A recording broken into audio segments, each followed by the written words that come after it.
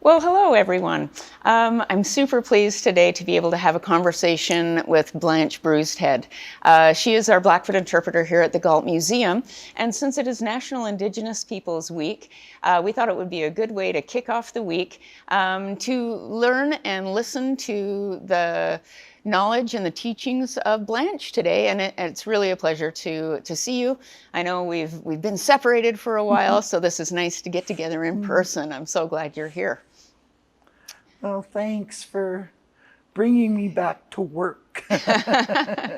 Even though it's work, the word describes work, my job. I love working here at the Galt Museum and Archives. I'm glad to be back, and hopefully I will give something of value. I think Blanche and I were just talking a minute ago about how one of the best ways to combat racism, which has really been in the news a lot lately, is actually get to know people from other cultures. And it has certainly been a pleasure for me to get to know Blanche and to learn from her experience and her wealth of knowledge and the things that she has gained in her life. And so I really appreciate the things that she's able to share. So Blanche, what are your thoughts about National Indigenous Peoples Week? I like the focus of, let's say, the rest of the world on First Nations and Indigenous peoples' existence in this world. I like the highlighting of it. This way, it gives the other cultures a chance to look, I guess, into across the fence, so to speak. And it gives Indigenous people a chance to connect with other cultures, pique other cultures, other people's curiosity from other cultures. So there's an exchange, sharing. For those reasons, I'm grateful to have this opportunity to be a part of that, shining the spotlight on Indigenous people. So we've talked also a little bit about the Blackfoot language and how important that is, and I know that's something I love hearing you speak your language, and I know that's something that you feel really close to and strong about. Do you want to talk a little bit more about the Blackfoot language? Well, earlier on in our just casual conversation, I had mentioned that you had asked me if there was the younger generations were eager to learn the language.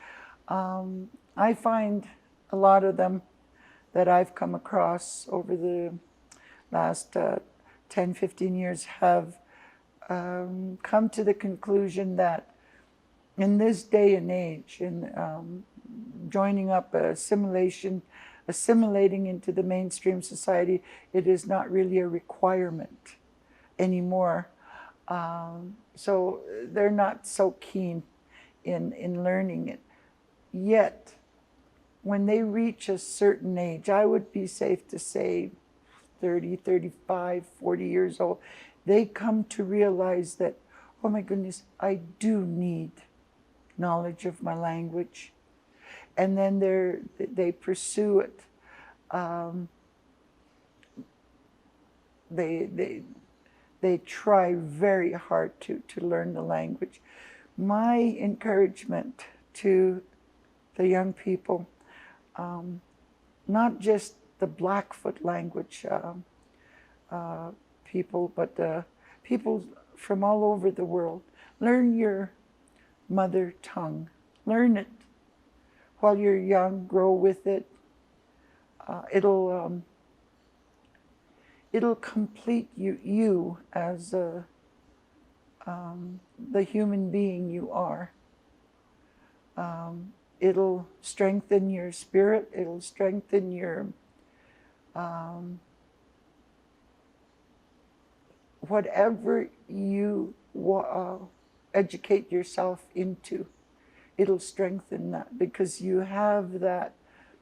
If it's just your mother tongue and your learned language, those two languages will always come together. They'll be very strong pillars in your world, in your job, your personal life, your the ways you interact with other people. Learn your mother tongue. Learn your language. It'll just make you a more holistic person. I guess something that I've been thinking more about is, as a person of immigrant ancestors, we came to this land, and not many people have put much effort into learning the language of the people of this land. Right. And so that's something that I really appreciated working at the Galt, because we do have Blackfoot Language classes here. Right. You working here and teaching more about traditions and culture, I think is a really great way to bring these important messages to the visitors who come to the Galt. And it also gives me the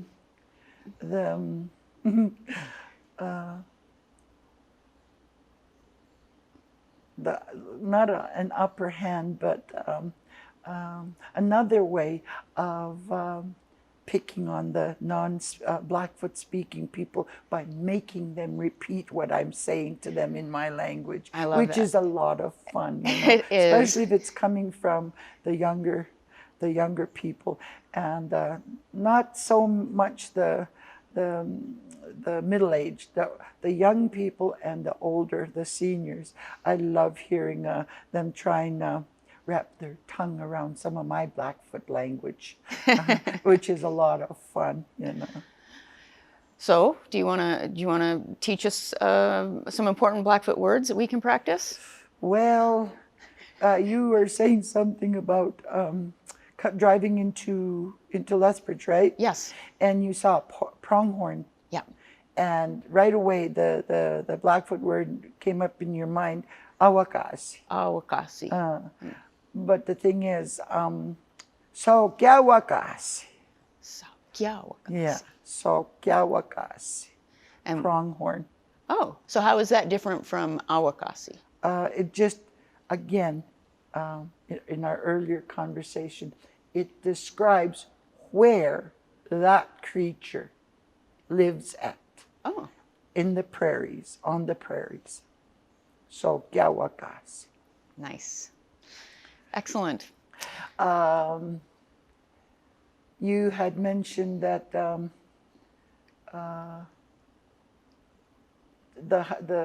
week being in highlights on, well, being the Indigenous Week, Indigenous Peoples Week.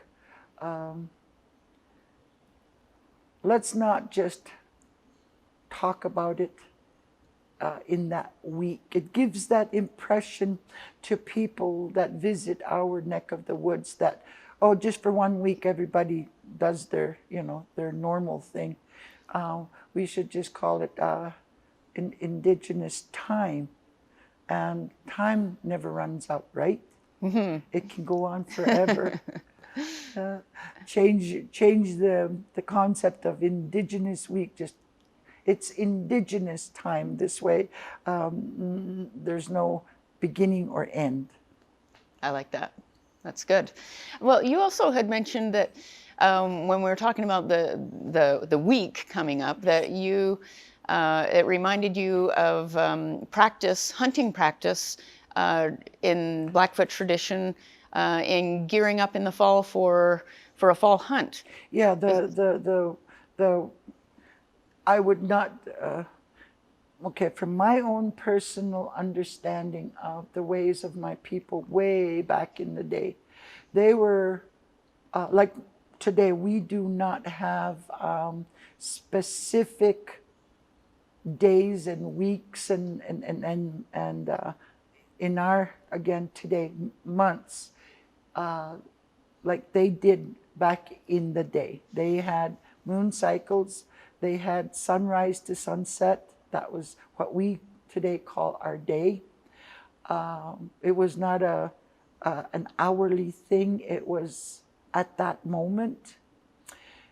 The time that they would come together, especially for the fall hunt, and usually it was almost the last time in that 13 moon cycle that they would be seeing each other until the next time. Okay, so they would come together from all over Blackfoot territory, and the young people, they would camp, and a lot of things would be highlighted, like today. And I'll go into the old ones' ways. Name-giving ceremonies. That would take place at the same gathering? Yeah. Oh, okay. Yeah. New babies that had been born since the last hunt, so babies would be given names, and young people would be coupled up. They would be married, gifted to each other by their clans, their family. And of course, what was written into the winter count robe would then be discussed. See, each clan, like the clans did not live all together in a kind of a city, like today's, the city settings. What they did was they had their own area where they would winter, and then from that point travel through their seasonal camps, following the buffalo, their food on the hoof. These people, when they did come together for that final, before settling down for the winter hunt, and it was usually done at a jump site, because it made it was quicker, because you got more animals over the edge of the cliffs, and this way it could be the meats would be distributed to each of the groups that were there. They were not just there for themselves; they were there for the ones that they had left behind. Maybe those ones left behind were already setting up the winter camp. So once the hunt was over, this group would bring that fresh meat to their winter camp. That was the way it worked. And they had to always find suitable winter camps along a river, because they needed fresh water. And of course within a forested area, because they needed the wood for fire, to keep their homes warm during the winter months. The way that those gatherings happened, today we do them. See, they did that same. I would be, my best guess would be maybe what we consider 4 weeks, a month. That would be their gathering time. Maybe it could be longer. And they would always need to meet at the time when there were no more bugs in the air. So looking at today's months, I would be safe to say maybe normally September through the month of October, first part of November, when the bugs would then, because that way they wouldn't infect the meat. This is just my educated guess. So what was there, like the name of the month in Blackfoot that was typified this? I knew that question was going to come up, and I could not for the life of me remember.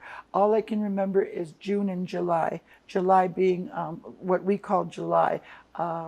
There's several different ways that it's explained. What's the dates? Bucky is when chokecherry berries ripen, or I think in the newer, a few years back, they would go to summer holy month, Nipum Hakatuyik, which is July. Okay. There, I lose it. I cannot for the life of me remember August, September, October, and November. And then I can remember December, but you know. So they would be the reason why they went with those moon cycles. In all human beings throughout the world, even today, if you really look into yourself and your ways, especially when you're sitting in your own home, you could look at yourself at how you keep everything in balance. That was why they followed those inert, inbred ways, because there always had to be a balance. Today, when we look at our ways, a lot of them are not they're not compatible, but we still do them. But when you really look at you and something that you have to do, not because you need or want to do it, you have to do it, you find yourself a little off center. You find yourself not feeling 100% open to whatever needs to be done. I don't know if that happens to you. Yeah. It happens, yeah, it happens a lot to me. And I kind of sometimes, I think, I look at myself and I say, you know, it is today, it is not yesterday. When I say yesterday, my people's ways, they are so connected with nature, the way nature goes. Now I look at nature and, oh my goodness, tornadoes, hailstorms, floods, drought. Those things were never talked about in the days of old. They talked about prairie fires and stuff like that, but they had use for that. Nature herself never, in my way of understanding the stories, nature never actually turned on them like I see nature turning on we, the human race, you know, throughout the world, all 7 point some billion of us. Nature, you know, comes at us like you wouldn't believe. Just the other day, Northeast Calgary really got their hailstorm, you know, baseball size, you know. Those poor people, their homes, their vehicles, you know. Yeah. But those are replaceable, you know.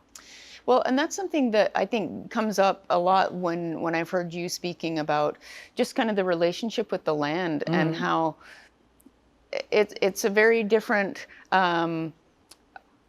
connection. Like it's almost as if the land is in partnership rather than like, oh, you're a farmer who makes the land produce a certain way, but it's just kind of like you have more of like a give and take in your connection with the environment. Again, going back to those moon cycles, that's why the people of old would always be very aware of what cycle in the, we'll call it the year, their year, 13 moon cycles. What cycle are we in now? This and this and this and these other things are going to be ready for us to hunt for and harvest and prepare them till that same item that we're going to harvest is ready to be gathered in the next growing season. They're in intricate connection with Mother Earth. I don't like to use the word dictate, but that's... I think it like pervades or like it influences all parts. It gives them that next step of living their lives. The First Nations ways of living life. It gives them that. It gives them that next step, so that, again, everything is in balance. Today we shine the spotlights. We highlight different categories of dancing, different foods, you know.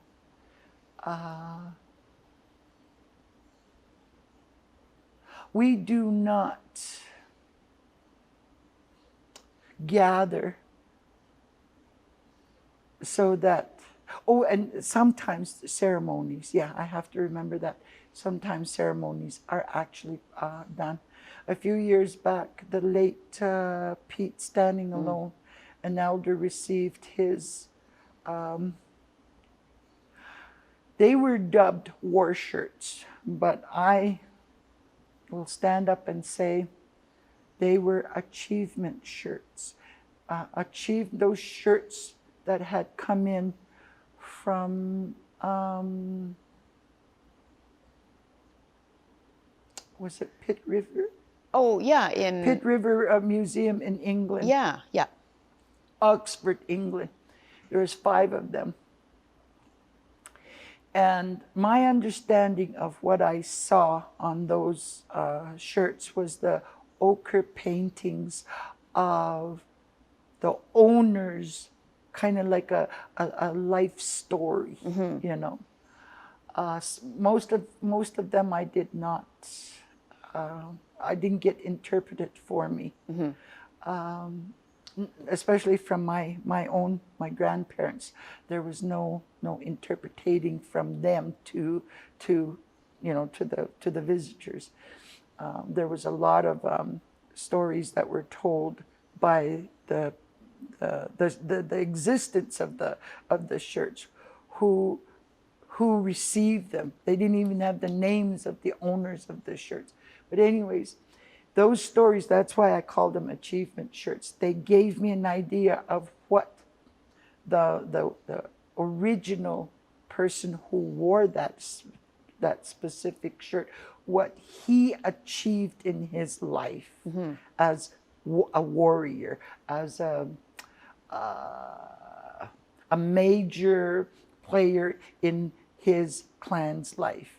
The late Pete Standing Alone received one here at the Galt Museum, and I was privy to that ceremony. And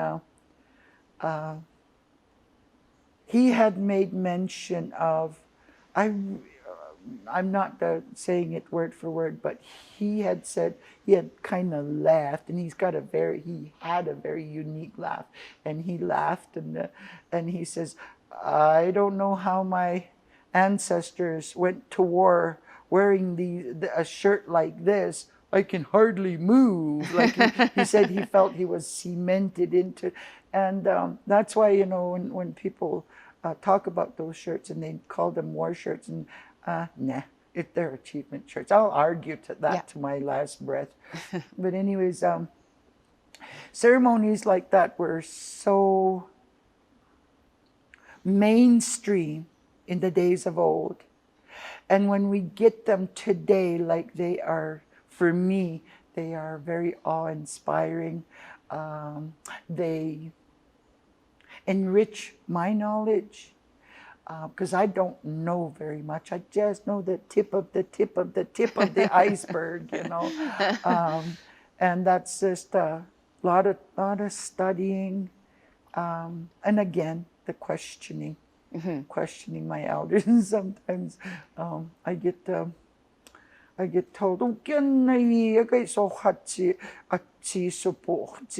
that's enough. Quit asking so many questions. You know? You're going to start saying that to me. I feel like I'm, Blanche, I have a question. I'm phoning you up almost every day to clarify something for me, or pronounce something, or teach me a new Blackfoot word. I'm learning how to roll my eyes.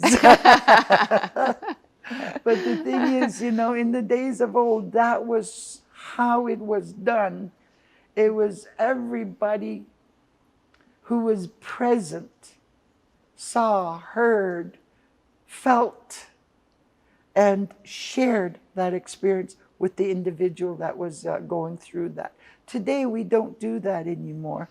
Well, because it's just in certain times that we can do these oh, ceremonies. I see. So Yeah. so it used to just be more a part of everyday life, making these kinds of connections. Yes. Well, that's something that's really stood out to me. Like I have I've witnessed or been present for a couple of Blackfoot ceremonies, and the thing that really stood out to me is just kind of the closeness and like kind of the intimacy of it, and just how it really brings people together and kind of builds community. And so it would be it's a great way to carry on that kind of relationship building. But well, even today, when we're like at Indian Days, several ceremonies at Indian Days that are going on right there inside the Indian Day Arbor. I noticed that a lot of people get down off their seats and go do something else. They don't pay attention. In the days of old, these things were so mainstream within that setting.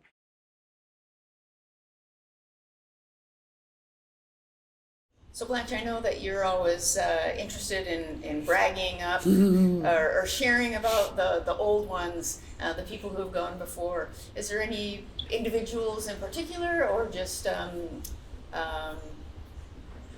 of your ancestors, or people that you really look to as I don't know if a role model is the right word, or just people that you admire? Well, like earlier on I had mentioned that I know just the tip of the iceberg, you know.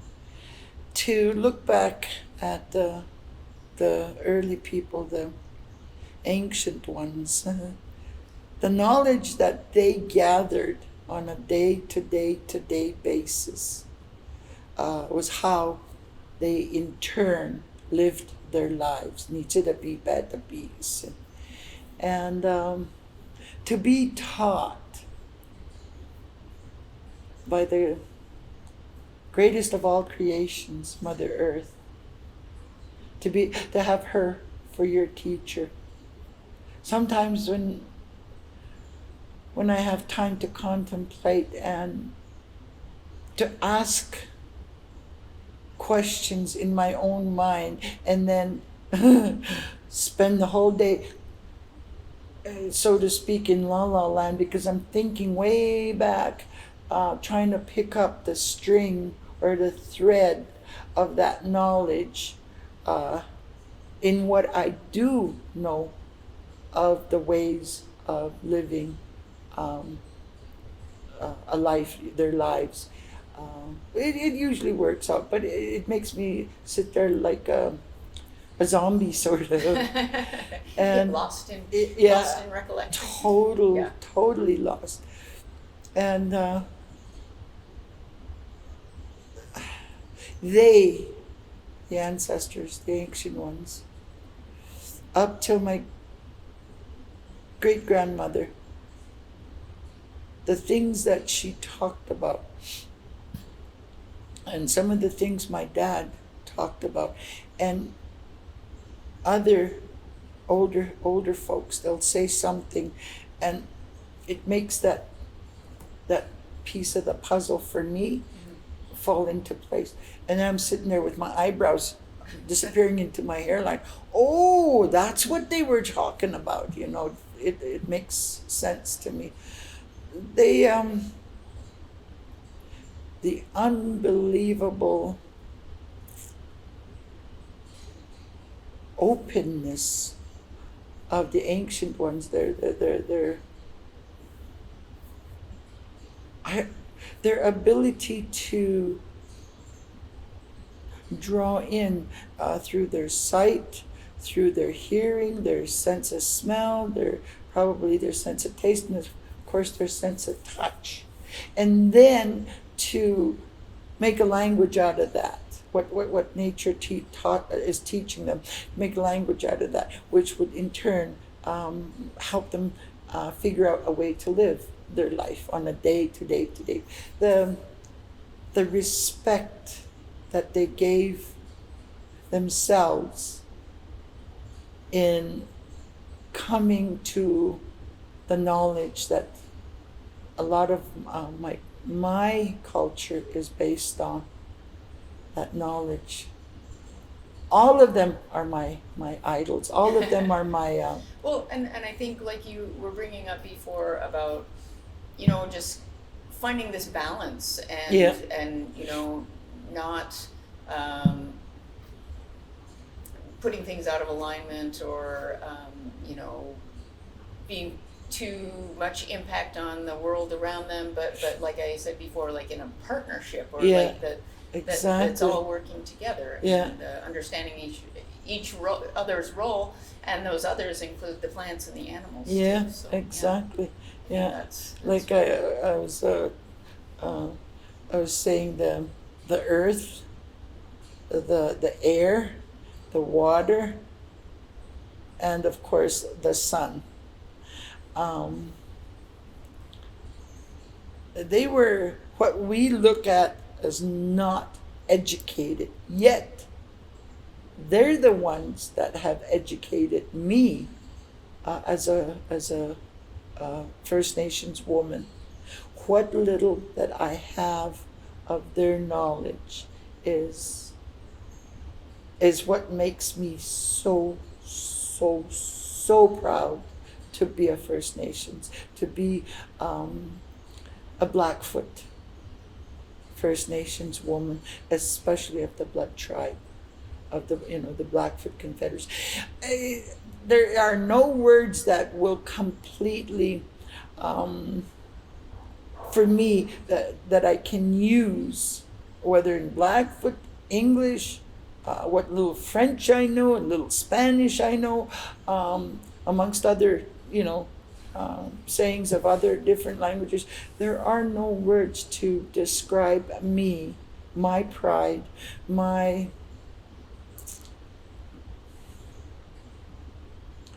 gratitude to my ancestors, to as recently as my dad, as other elders that have shared their knowledge with me in the last 50 years,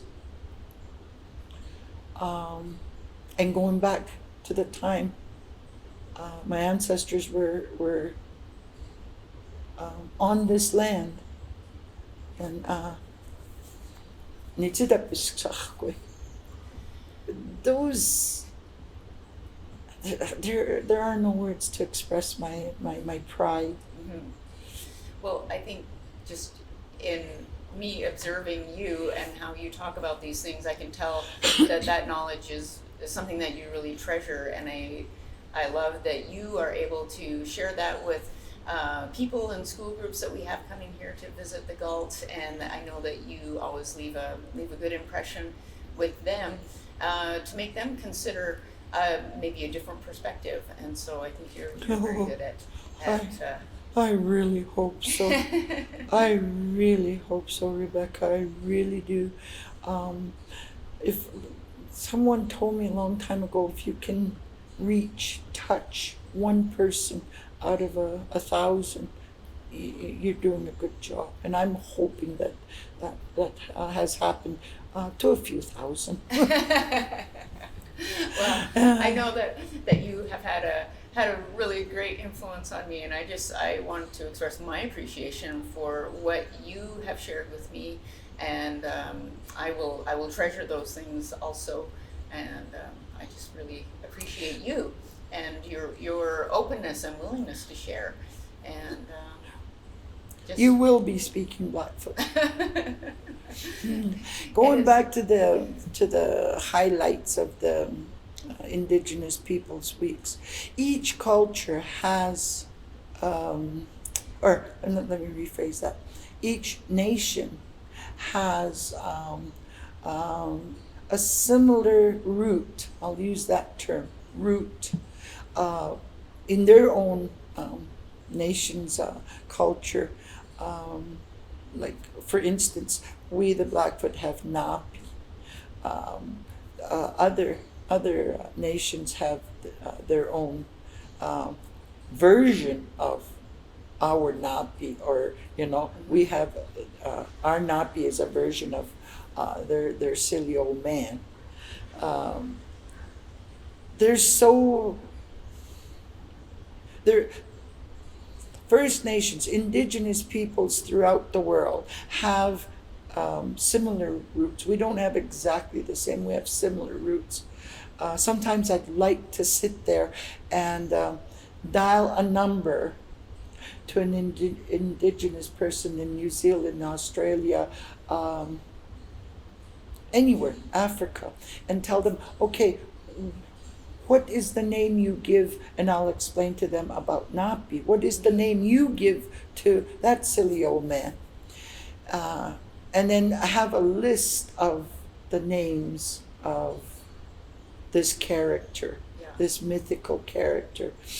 Well, maybe for people who aren't super familiar with Napi, maybe you should tell us a little bit more about this silly old man. Okay. See, this way I will have a second opportunity if I had a list of Napi's other names, Napi's characters' other names. One day, a while back, a number of years ago, a group of 9 different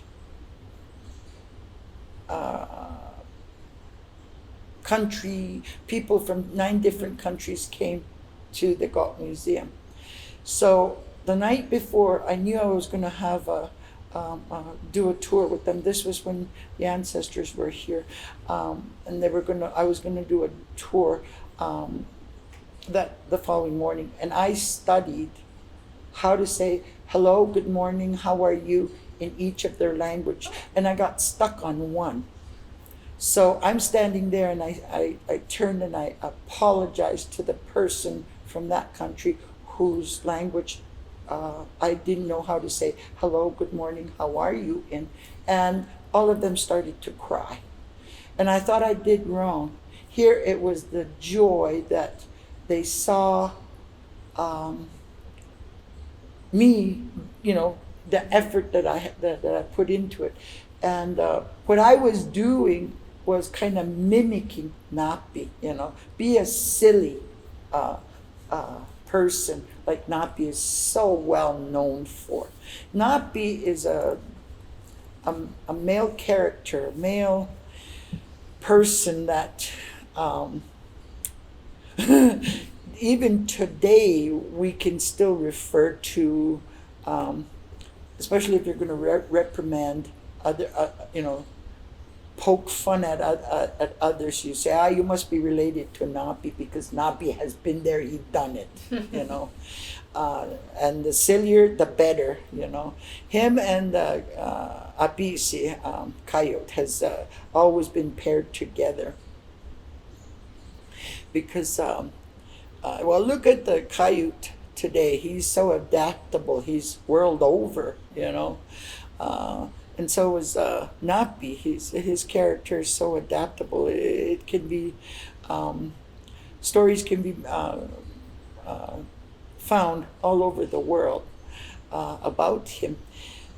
He was one of those kind of people that, my own way of describing him was one needy old guy, and always hungry, never ever full, except for one story, and then even then he got himself into trouble with that. He's a silver-tongued devil, and he can quick-witted. He can just slip out from under whatever reprimand or whatever situation he is in. He can slip out of it and make himself be the good guy, be the great guy, the awesome guy, the savior.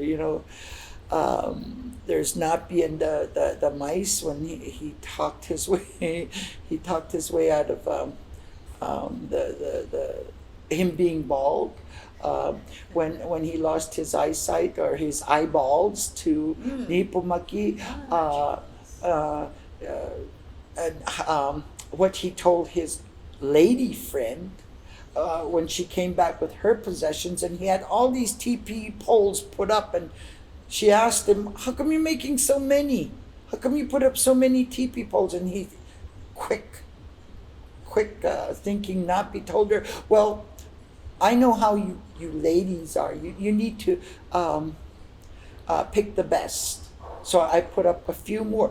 When in reality, he was losing each teepee set of poles he put up. He kept losing it because he didn't have his eyesight. How did he keep an eye on that lady? He gave her a necklace of dew claws. So when she walked, they would make the noise. That's how he kept Track of her. yeah. Okay.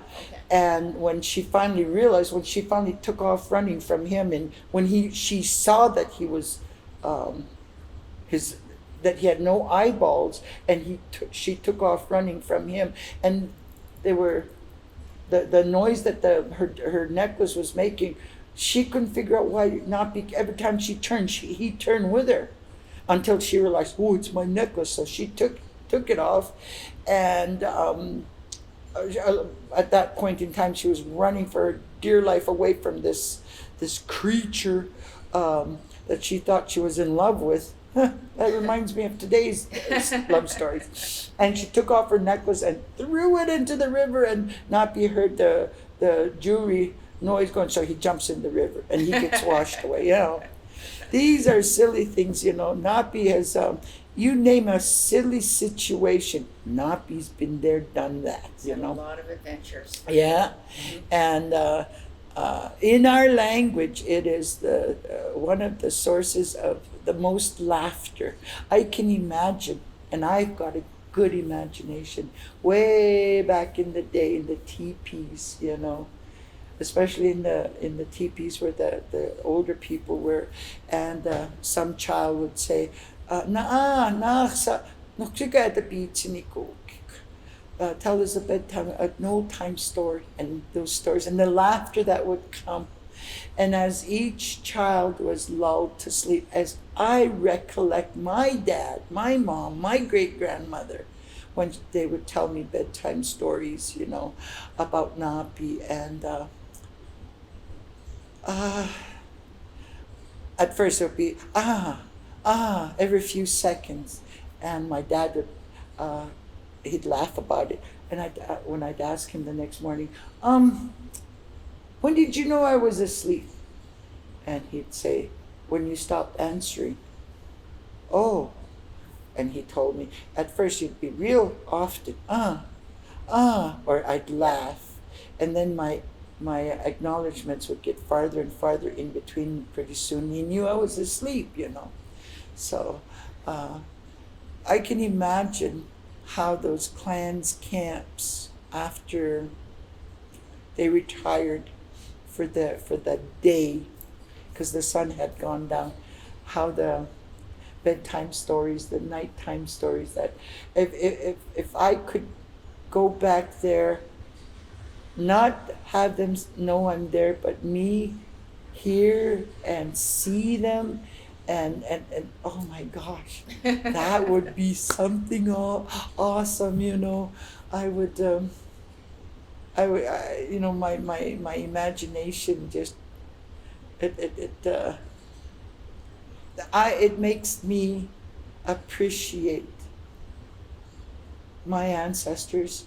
It helps me appreciate that I am First Nation, Blackfoot, and there's no power in this world, in this day and age, that will ever take that from me. That is my spirit. The Creator gifted me that. The Creator will take me home. I look at my grandchildren now. I have 8 grandchildren, 6 of which I'm really, really close to. I'm not in connection, but in distance. They're closer to me. I hope that when I'm no longer of this plane of life, that when they sit down with one another or their children, hopefully their children, they will say, "My granny, your 1, 2, 3, 4, 5 great grandma said this about about First Nations," and I think then I believe that's a real positive stroke on my my spirit, their memory of me, like my memory of my ancestors way back in the day, and the ones that I actually breathed the same air with, my great grandmothers, my dad, and those other elders that sat me down and talked with me, how I feel about them, how I think about them, and how knowing them makes me feel about myself. I hope I have that same effect on my great-grandchildren, and I'll be That'll be success. yeah. Yeah, Oh, that's great. pure and simple I love success. that. Yeah. Oh, So, being proud as a First Nation, it's difficult in this day and age, basically because, again, people live fast, not because they see themselves. It's just the way their lives are working today. Get in a vehicle. We're in Great Falls, Montana in less than 3 hours? Okay. In the days of old, it will be like 90 days of hard walking. I'm not up for that. Even the 3-hour drive is, it's so boring. But, things like that. It's so different, yet it's almost it's similar, but it's different in the sense that if a person's life just goes, if they go off on a tangent and they connect, like you and I, okay, you and I. You get to see through my words, my stories, the ways that other people's live their lives. You get a chance to look, just like with me, I know of some Italian people, and I know of some Polish people, I know of some Japanese people, and they laugh at me because of the questions. Like the one Japanese lady, she stands all of I think 3'9" nothing. Such a little tiny woman. But holy Moses, does that woman got the stories to tell. And she shows me with her words how she sees her ways of life. And she always laughs at me because I remember being told, that's enough, quit asking silly questions. She tells me that in English, actually. So I'm still learning. Going back to the story of Napi, he was loved, he was needed, he was gentleman extraordinaire. But he personified human nature the ups, the downs, the backward, the silly, the horrible, the you name it. He is the meaning. He gives the meaning to those experiences. And you could go on forever talking about Napi, how he invented, I'll use that term, certain terms that are not politically correct anymore, like Indian giver,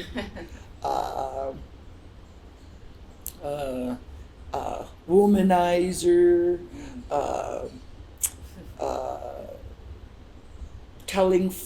telling lies and how he gets away with it, being stingy, being mean. He does these things in a way that when the stories are told, each story, each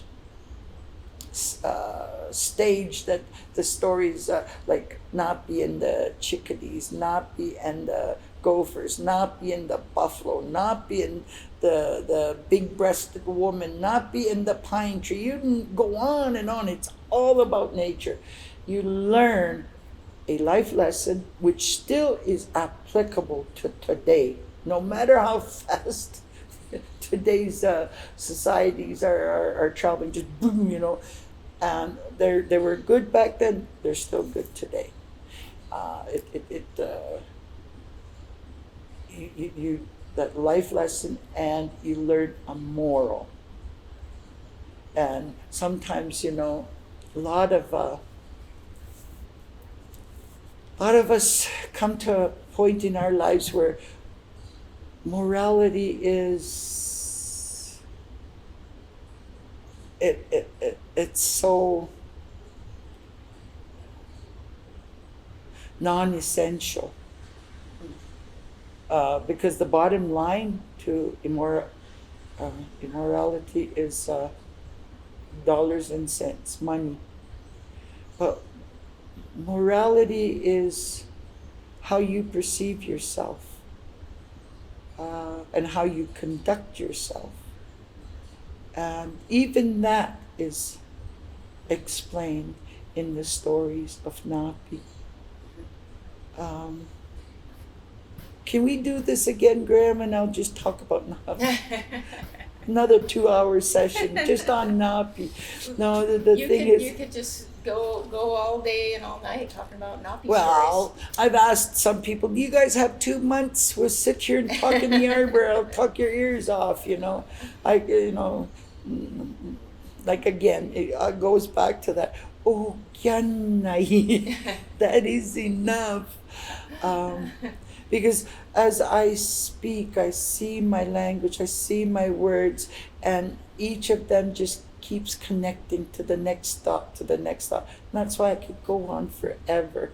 Maybe some people will say Blanche is way out in left field, doesn't know what she's talking about. But to me, I make sense. Well, and I think that lots of times when I listen to you, you kind of come about things from a little bit more of a roundabout way, but then it gives you a broader perspective when you make that circle all the way around, and kind of connects all the dots. Well, I'm glad you mentioned the word circle, because that's what life is all about.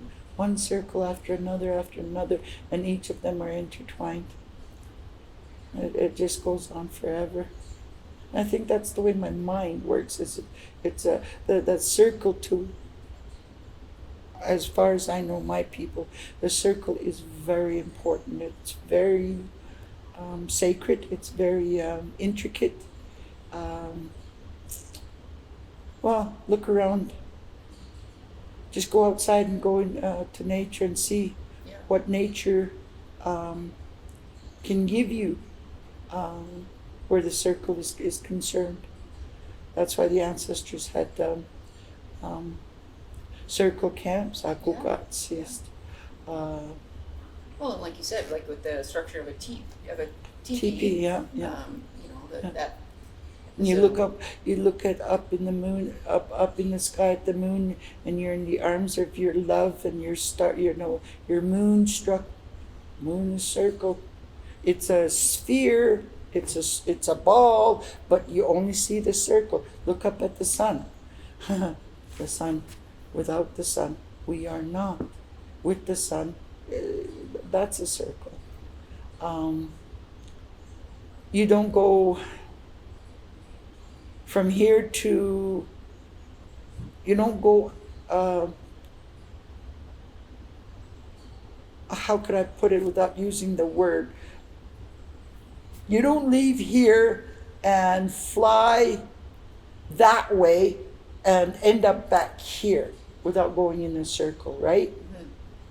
So, just it's the thoughts that go through my mind,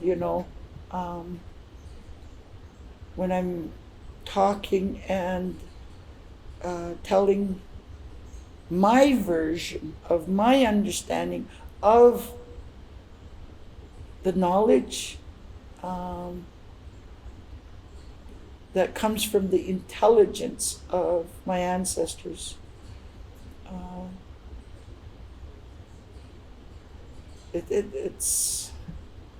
It humbles me. It yet makes me like I said, a very, very proud First Nations female.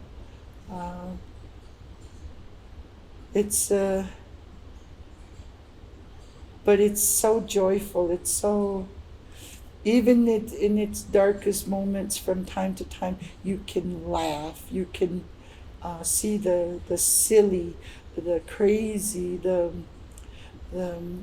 mess, the mixed up, and but it all comes out eventually in balance, complete balance. That's why I think when we look at Mother Earth, there's the mountain tops as high as you want to go, there's the ocean bottoms as low as you want to go, and you can go as wide as you want, and you never run out of space. So it's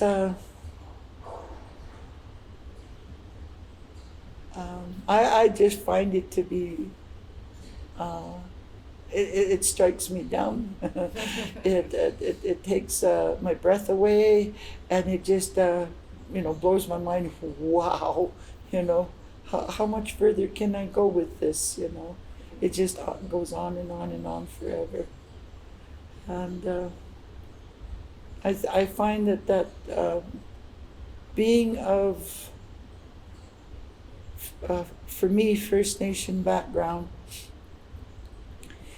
the focus on the Indigenous Peoples Week, I'm hoping, like I said, instead of week, it'll be time, because there's no end to it. You could always take one more step, even if it's just a baby step, but you'll learn something else. You'll learn something new, or that puzzle piece will finally fall into place. As I teased you last week, I'm getting older by one more year, but none the wiser. And I haven't stopped learning. I'm not done learning yet. And when one looks at their life into their future, I can't see 2 inches past my nose because of my being legally blind. But my goodness, can I see into forever. Sometimes I ask the Creator, give me about another 100 years, maybe I'll learn something by then.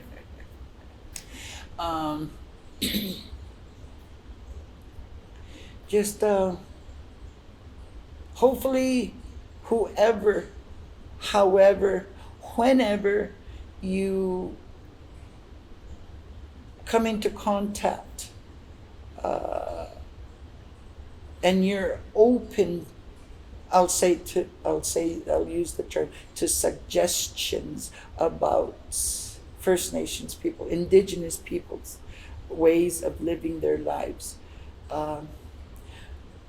You don't need to walk a mile in their moccasins. You just need to walk shoulder to shoulder, share, give and take.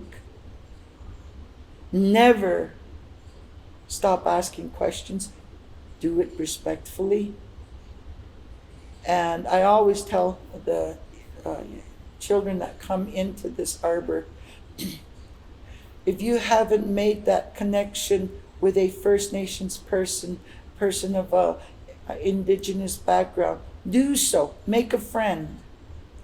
And you will see how so much more, how more rewarding your own life becomes, because you get that other perspective, while you're giving your perspective to the other person. And maybe we could, getting in balance with each other world over, maybe we can push out racism, systematic discrimination, bullying,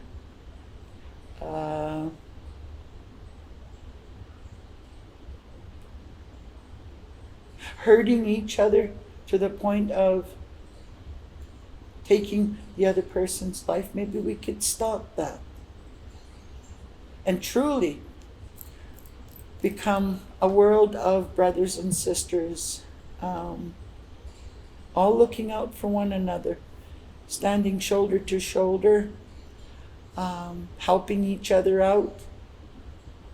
And it doesn't boil down just to money.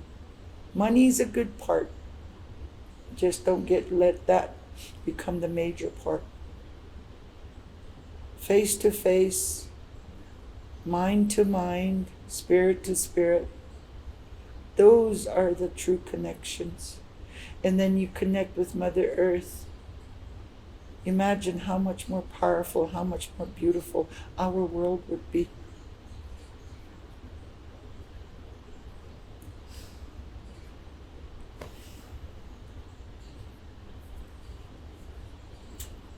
Thank you, Blanche. I think those are some universal thoughts that if we all listen to your words, that we could bring things closer together, bring people together. And I think that's awesome. Thank you so much for everything that you've shared. I just really appreciate you and your I you, perspective. girl, and I you. You're a lot of fun, and You haven't seen the half of it. it's true. I probably haven't even seen a fraction of it, like you said. But thank you very much for what you've shared, and I appreciate you coming in today. It was my pleasure.